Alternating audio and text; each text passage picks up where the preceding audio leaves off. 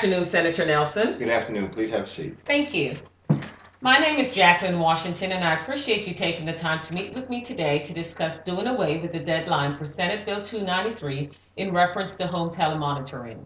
As you are aware, Senate Bill 293 will reimburse for home telemonitoring services until September the 1st, 2015.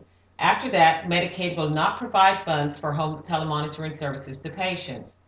I know that you're an avid supporter of health bills and have been successful in having Senate Bill 7, the Medicaid Efficiency Bill, approved. How will eliminating the deadline of Senate Bill 293 be beneficial when we will actually be spending funds to continue providing service? I'm glad you asked that question. Home health telemonitoring services have been proven to cut back on emergency room visits, especially by Medicaid patients using this service. Home telemonitoring allows for early intervention whenever a problem is noted in patients' vital signs or symptoms.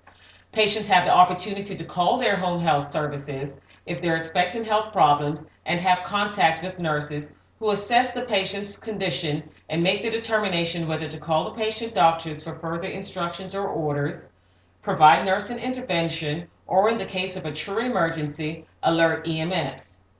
Home health telemonitoring also cuts down on readmission to the hospital after a patient has been discharged, which is further savings for the Medicaid system. Home telemonitoring provides a sense of security to our elderly patients who usually have a comorbidity of illnesses, knowing that they have someone to contact at the onset of their symptoms who will assess their health condition instead of waiting until the last minute when their symptoms worsen and they have to go to the emergency room is a security blanket for these patients.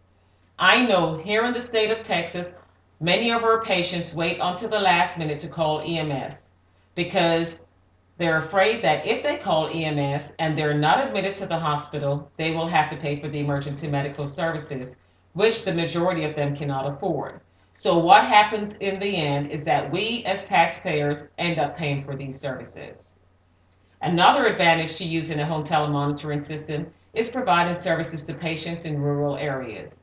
Most of these patients do not even have a hospital readily available to them, and they rely heavily on the home telemonitoring services to provide services, health services to them. Research has indicated that these services have actually reduced the number of acute care hospitalizations for patients living in the rural areas.